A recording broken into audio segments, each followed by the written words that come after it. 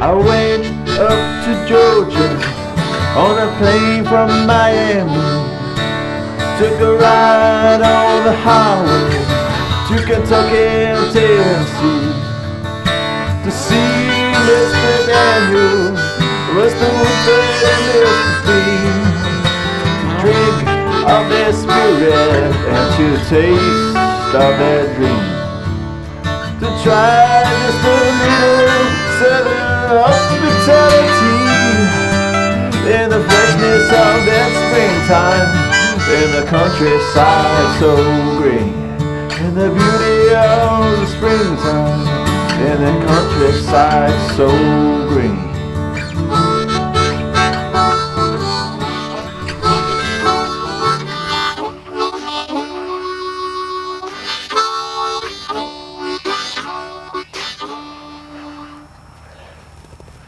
Well, I've left the Caribbean, flew into Atlanta via Miami, and here we are, Kentucky and Tennessee, very green and beautiful in the springtime, as you can see. And we're going to get stuck into learning all there is to know about American whiskey. Unfortunately, as you can see, I'm playing my harmonica. That's because my guitar didn't survive the trip. So we got all through the Caribbean just fine, but into the States, well, there you go. Anyway, come with us on our journey through American whiskey, and we're going to visit some very famous names.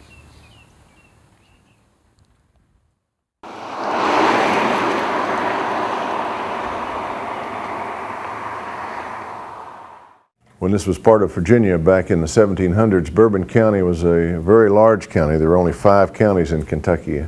In those days, they've been subdivided many times. So we have 120 counties now. But then, at that time, Bourbon County was very large. It actually went all the way up the Ohio River, and there was a little shipping port up there called Limestone. And the settlers moved in and started making whiskey. They would wagon the barrels up to Limestone and ship them up and down the Ohio River, and up and down the Mississippi, up to St. Louis, down to New Orleans. It became known as that good whiskey from Bourbon County, and then eventually just shortened to Bourbon. That's how the name came about.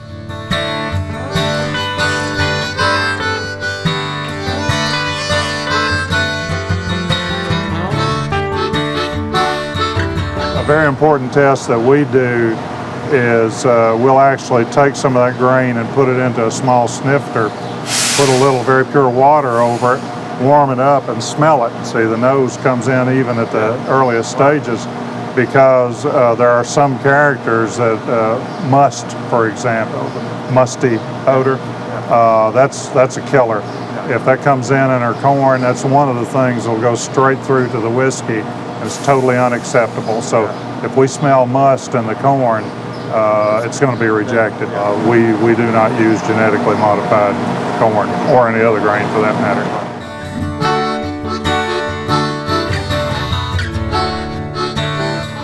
This is a good display to show you the raw materials that go into bourbon. Of course, we got corn. Bourbon has to be 51% corn. Y'all call it maize, I'm sure. And we use rye, which is what we call small grain. And most of the sour mash bourbon whiskey that's made in this country is made using rye as a small grain. 1 or 2 use wheat, but the vast majority use rye. This is barley malt. This is malted already when you get it? Yes. We're not like the Scots. Malting is a big time process, and it's more than we want to deal with. And then this just gives you an idea of what the grind looks like. That's what it looks like when it comes off our hammer mills and goes into the cookers.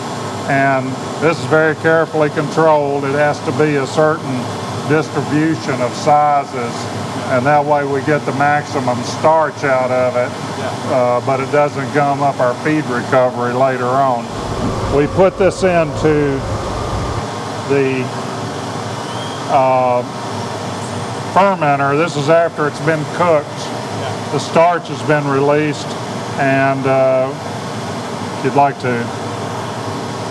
This is the beer.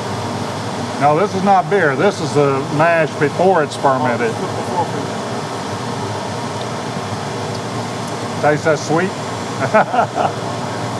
And I've had some of your fellow countrymen say it tastes like porridge. Yes. Now this is beer, and this will teach you why we call it sour mash.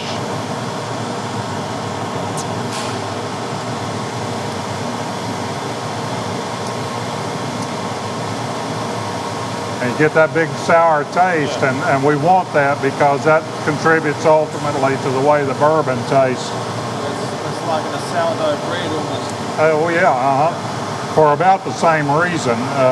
There are certain wee beasties that we want to grow in our distillery, and there's some we don't. And the ones that you tasted there are the ones that we really want in there. That's our finished, we call it beer. It literally is beer because it's between 9 and 10% alcohol, and it's ready to go to the distillation process. Once the grain has been milled, it's on to cooking and fermentation. Let's find out what they do at Woodford Reserve. What they do, they grind this corn and they mix it with the limestone water in a large cooking kettle up at the top, and they'll cook it for about 30 minutes at 212 degrees, which pretty much breaks it down and frees up this starch. And there's a cooling coil in that tank. Then they'll cool it to about 170, and they'll add rye, about 18% rye. The rye is added for taste, gives a little bit of a tang, kills some of the sweetness. In the industry, this is known as a rye bourbon. Some distillers add wheat at this point. Of course, their bourbon is known as a wheated bourbon. In any case, they'll cook it again about 30 minutes more, and they'll cool it once more down to about 150 or 155, and they'll add barley, about 10% malted barley. And of course, they malt it by soaking it in water 12 or 14 hours. What happens when it starts to germinate, it releases an enzyme that attacks this starch, turning it into fermentable sugar. The distillation process as it relates to making whiskey is very simple. It's designed to take the starch out of the corn and turn the starch into sugar and the sugar into alcohol. And we mentioned the yeast. That's the most proprietary part of the formula. Every distiller has his own strain and thinks it's the best there is for making what he makes. They're very secretive. You never get to sample or see or know very much about the yeast. This strain here dates back to about 1844. And it's also the catalyst for the fermentation. What they do, once they cook the mash, they charge it into these cypress wood vats, and they charge the yeast on top of it, and the fermentation starts. And basically what fermentation is, the yeast is digesting that sugar, and the byproduct is alcohol. Heat is created, carbon dioxide, but the biggest byproduct is alcohol, and it ferments naturally for 5 or 6 days in those vats, and as it does, the alcohol content grows. When it gets up to about 9%, about 18 proof, your yeast is worked out, the bubbles stop, a little crust forms on the top, and it's known at that point as distiller's beer. I've noticed on the label a term that says sour mash. That comes from this process right here. You run the mash through the still, bottom of the still, separate solids out of the liquid, save the liquid. It's what we call setback. Start the next batch, put the old mash back in. Process similar, sourdough bread. Use the old mash as a starter. Therefore, don't have to use near as much yeast. A more natural fermentation process. Each one of these vats holds 40,000 gallons of mash. You run it through the still, it takes 5 gallons of mash to make 1 gallon of whiskey.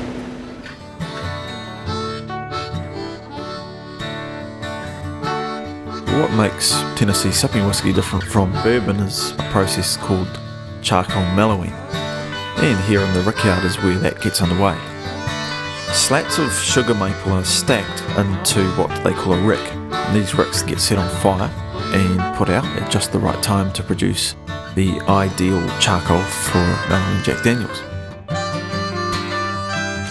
Now each one of these vats, 14 foot high, 10 feet of packed charcoal in each vat. Whiskey comes off the still, 140 proof. Pump it to holding tanks and over in the corner over there. From there is gravity flow in each one of these vats. That's where we get the drop-by-drop process. You saw it on the video, and you see it right here. Takes that whiskey 4 to 6 days from the time it starts top of the vat till it comes out the bottom. 140 proof bourbon whiskey coming in. It's 140 proof Jack Daniel's Tennessee whiskey when it comes out. Charcoal mellowing, also known as the Lincoln County process, is what makes it a Tennessee whiskey.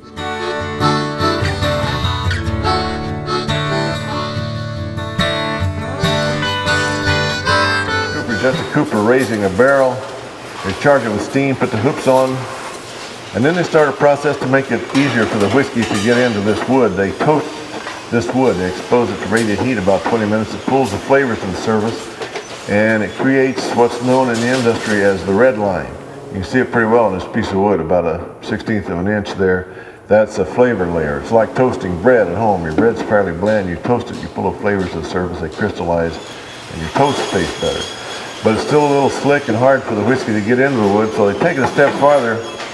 They char it. They catch it on fire for 10 to 15 seconds, which makes it more porous, easier for the whiskey to get into that flavor layer. Plus, it gives it a little bit of a charred flavor.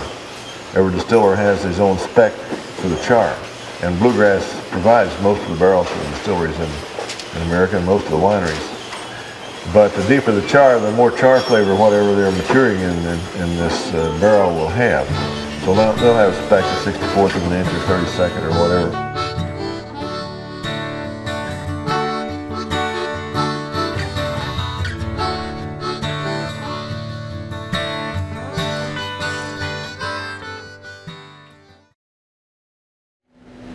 Probably noticed on the label a term that says sour mash.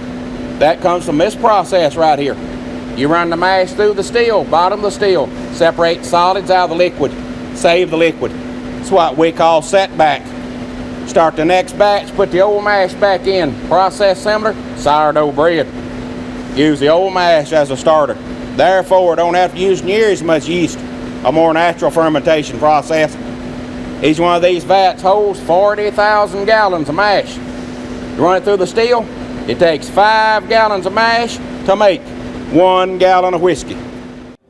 Now each one of these vats, 14 foot high, 10 feet of packed charcoal in each vat. Whiskey comes off the still, 140 proof. Pump it to holding tanks and over in the corner over there. From there it's gravity flow in each one of these vats. That's where we get the drop-by-drop process. You saw it on the video, and you see it right here. Takes that whiskey 4 to 6 days from the time it starts top of the vat till it comes out the bottom. 140 proof bourbon whiskey coming in.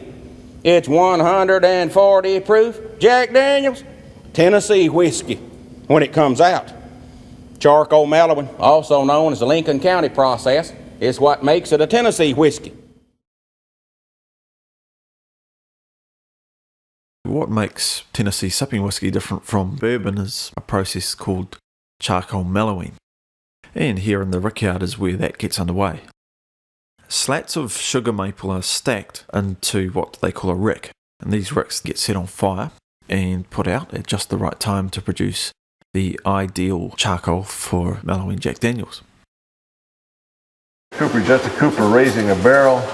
They charge it with steam, put the hoops on, and then they start a process to make it easier for the whiskey to get into this wood. They toast this wood. They expose it to radiant heat about 20 minutes. It pulls the flavors to the surface, and it creates what's known in the industry as the red line.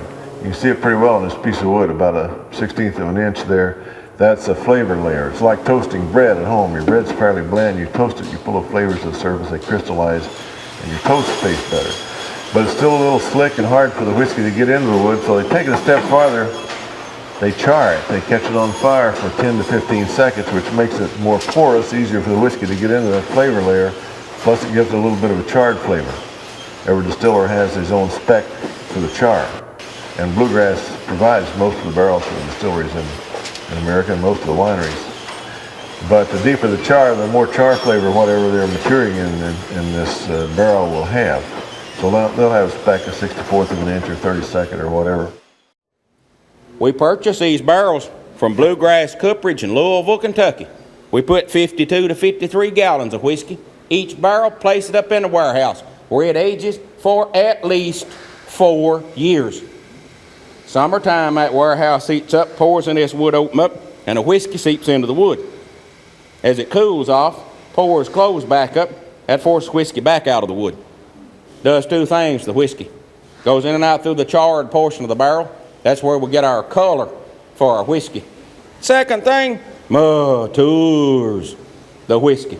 Because every time that warehouse heats up, cools off, whiskey goes in, comes back out of the wood. Each time it does, makes it a little darker and a whole lot smoother. End of that 4 years, we have gentlemen goes to the warehouses tasting the whiskey. See if it's mature enough to bottle. Strange enough, that's what they're called. Tasters. Sound like a pretty good job. Single barrel whiskey. Got them 20-odd thousand barrels in that warehouse. Tasters go through there. They get the upper levels of the warehouse. They find several of those barrels. Has a very distinct, robust taste. Taster says it's single barrel. Pull it out and stack them up. Get 700 or 800 of them. They let Mr. Bedford taste it. Remember, now he's a head distiller. He says it's single barrel. They bring it right over here next door and bottle that whiskey 1 barrel at a time. Then they flush the system, bottle another barrel. They're going to do 12, maybe 15 barrels a day. On the neck of the bottle, a little sticker. Serial number, barrel it was aged in, row in the warehouse, the date we put it in the bottle. Go to the whiskey store, get 2 single barrel bottles off the shelf. If they don't have the same numbers on the neck of the bottle, they'll taste different. Come 2 different barrels.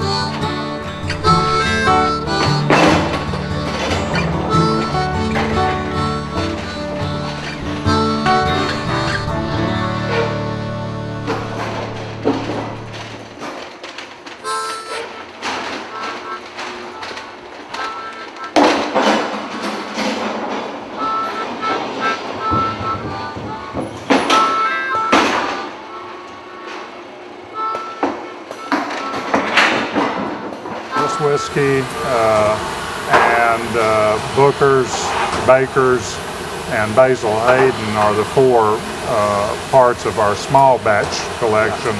And by small batch, it's literally that. We will carefully select a relatively small number of barrels and commingle them so that we are matching exactly our product standard. So it's a very careful selection process. But I'll say they're single barrels are intentionally going to be a little different. Absolutely, Going to make them trying to be consistent. And that's the thing about small batch is, single barrel is barrels. I once evaluated in a 5-month period, I once evaluated 1,200 individual barrels of whiskey. And after I came out of that process, I'm able to say barrels of bourbon in a warehouse are as unique as fingerprints. And so you will get a little bit of variation no matter how carefully they're selected. And in small batch, that's the advantage for us is we can select and commingle our bourbons so that we achieve that product standard. And when we do, it means if you enjoyed the bottle you have today, the bottle you have 2 years from now, unless your taste change, you're going to enjoy that one too. This is our sample library, and each one of these samples represents a 10,000 gallon tank that was bottled here at Jack Daniel's. So the reason that we maintain these is to to constantly check our quality. Yeah. If we were to get a customer complaint in, we can compare the actual retained sample against our standard. Right. This represents a lot of whiskey then. Yes, it does. Each one of these bottles represents 10,000 gallons. Okay. It is not every day that you get the opportunity to sit down and have a private tasting session with the master distiller from one of the world's largest spirit companies. Jerry Dalton's knowledge is based on a solid theoretical foundation, but I really appreciated the practical nature of his advice.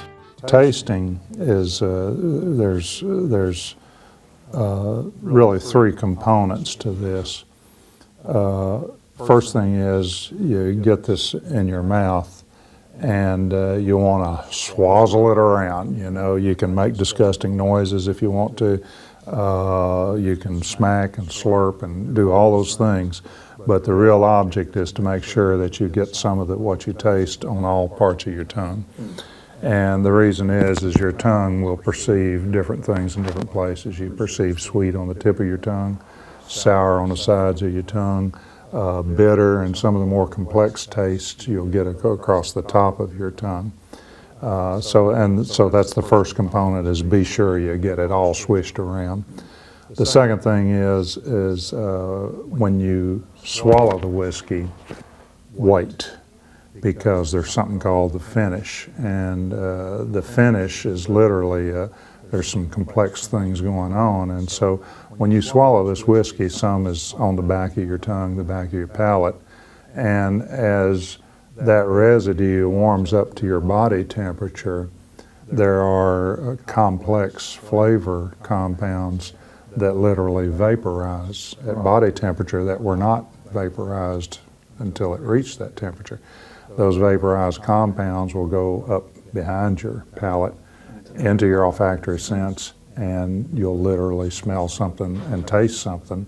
A good bit of the taste is actually what you're getting over the back of your palate.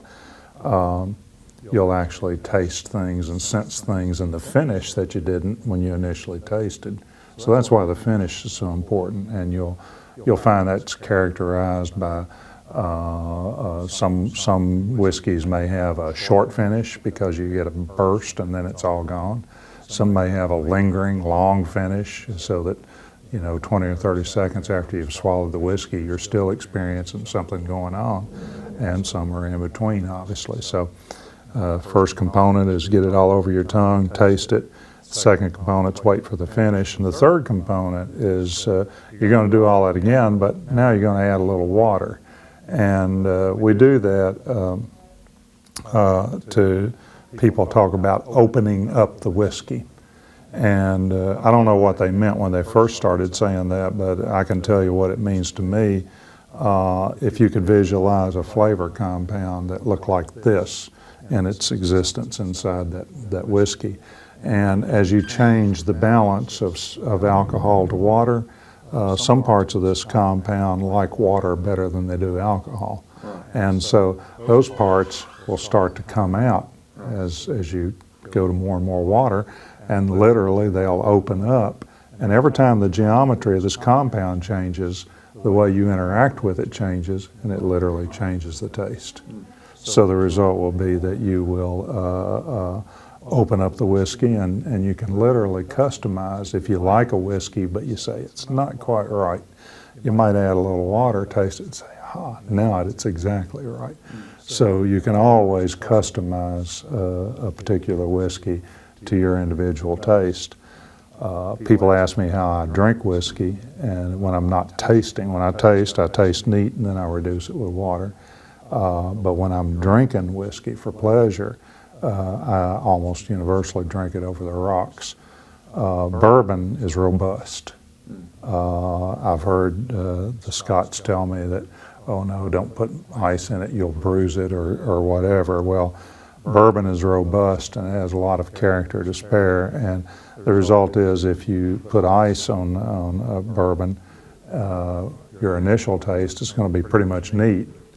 But as you work your way through the drink, you change the balance, change the perception, so from the beginning to the end of the drink, you're literally enjoying the whole gamut of what the particular bourbon has to offer. Exactly.